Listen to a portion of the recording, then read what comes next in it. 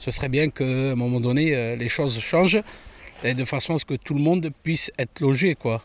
De façon à ce que tout le monde vive bien ou puisse... parce que déjà rien que ça, c'est la base de la vie, un toit.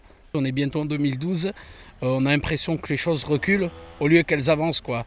À l'heure où par moment d'autres pays sont en pleine avancée technologique, nous on est encore limite reculés, quoi.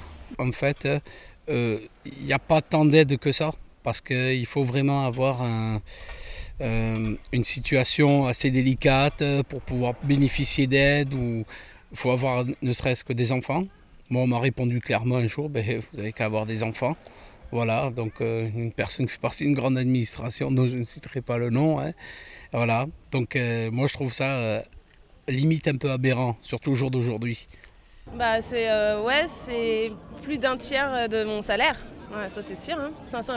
Quelque chose qui ne t'appartient pas. 500 € pour vivre à 3 dans un appartement, bon, chacun sa chambre, mais du coup ça nous met tout de suite dans un style, tu feras pas d'économie là maintenant, c'est impossible. Donc on vit quoi, on survit. Il y a des fois, au cas où je retournerai en province, parce que rien que voilà, j'avais une maison avec une dépendance pour le même tarot, ici j'ai une chambre qui ressemble plus à un placard. Donc des fois on se dit pourquoi je suis là, quoi, Paris, quoi. Imaginez qu'on parle de survie quand on travaille, quoi. C'est quand même grave à l'heure d'aujourd'hui, quoi. Surtout pour le logement où c'est la condition la plus simple pour avoir une vie sociale.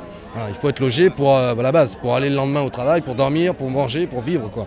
Les vacances, on ne peut pas forcément partir, ou alors faut partir dans la famille. Et puis faut faire attention à ce qu'on mange, quoi. Donc à ce qu'on les transports. Pour les courses, les grandes marques, on oublie nous. Hein, on fait nos courses. Voilà, on fait attention, quoi, à tout ce qu'on achète. Hein, au Hall de Rungis, on va. Hein. Donc, voilà. J'ai eu beaucoup de rendez-vous pour lesquels les propriétaires ne sont pas venus, ou bien des logements qui n'étaient pas forcément très habitables. Mais bon, j'ai finalement réussi à trouver. Disons que j'ai la chance d'avoir mes parents qui me payent mon loyer. Mais bon, à côté de ça, ça doit être... si je devais donner un pourcentage, ce serait bien 70% de mon budget par mois, oui. Je fais attention, je regarde les prix avant d'acheter, j'achète pas n'importe quoi. Et puis je me fais un peu moins plaisir dans la vie de tous les jours. J'ai un bas salaire et j'ai un colocataire clandestin. C'est-à-dire qu'il me fournit, et j'ai pas peur de le dire, qu'il me fournit un petit revenu supplémentaire. Sans ça, je m'en sortirais pas. Si j'avais pas ma mère derrière moi également, je m'en sortirais pas. On n'offre pas assez de logements aux gens qui travaillent. La loi DALO, elle est mal appliquée. Les listes d'attente sont de 2 à 3 ans et que la spéculation continue. Donc à mon avis, la situation est inquiétante et c'est très difficile pour les jeunes notamment et pour les gens âgés. J'ai revendu ma voiture, j'ai fait en sorte de me loger au plus près de mon travail et j'ai fait des sacrifices sur la télévision, en fait sur les choses superficielles. Je suis locataire, j'aimerais déménager mais je peux pas parce qu'il faut des garants. Voilà, tout simplement. Donc même en étant salarié, j'ai des difficultés à trouver un appartement. Même en étant en CDI depuis plus d'1 an, voilà. Aujourd'hui, mon loyer représente un peu moins de la moitié de mon revenu mensuel global. Voilà. Il y a moins de sorties, il n'y a pas de vacances.